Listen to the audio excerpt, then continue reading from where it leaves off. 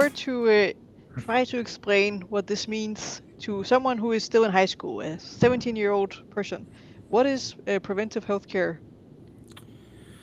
Well, I think people have gotten a lot of conflicting information over the years about how to make themselves healthy, right?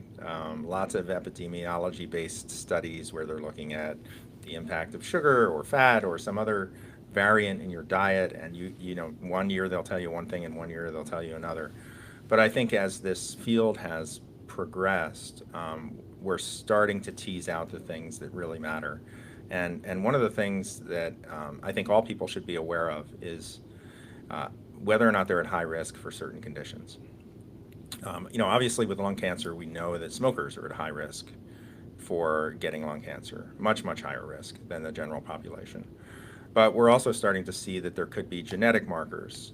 Women who have the BRCA gene, for example, they need different screening protocols, depending on your upbringing, depending on your diet, depending on lots of different factors. Um, what might be indicated either now or in the future, right, is a different type of screening regimen for you because if we can find out what you're at high risk of developing, we can catch it early and intervene early.